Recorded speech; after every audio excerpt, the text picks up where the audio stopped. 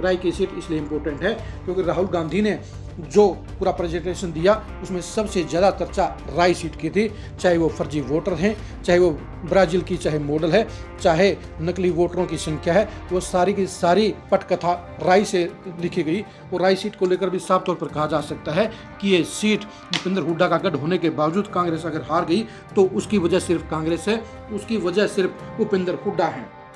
कांग्रेस ने यहाँ 2 बार के विधायक जय तीर्थ दहिया की टिकट काटकर यहाँ पर नए प्रत्याशी के तौर के ऊपर जय भगवान अंतिल को मौका देने का काम किया, लेकिन टिकट कटने के बाद जय तीर्थ दहिया के समर्थक नाराज हो गए और उन्होंने जय भगवान अंतिल का साथ नहीं दिया और यही वजह रही कि जय भगवान अंतिल चुनाव हार गए।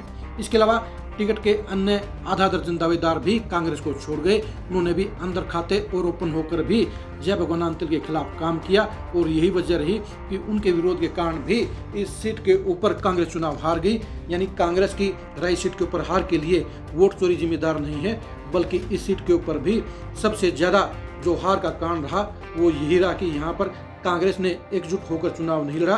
कांग्रेस के नेताओं के अंदर यहाँ आपस में विरोध रहा और जय भगवान अंतिल को टिकट मिलने के चलते इस सीट के ऊपर भितरघात हुआ और भितरघात के कारण ही कांग्रेस यहाँ पर चुनाव हार गई।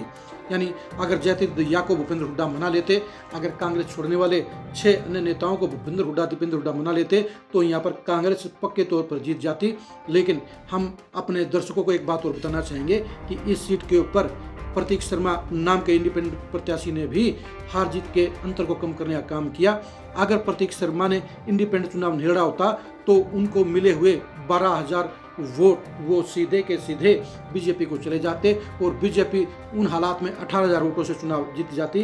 यानी प्रतीक शर्मा की उम्मीदवारी कांग्रेस को रास आनी चाहिए थी, लेकिन कांग्रेस के आपस के भीतरघात, आपस की लड़ाई ने ही माहौल खराब करने का काम किया और इसी वजह से यहाँ पर कांग्रेस चुनाव हार गई।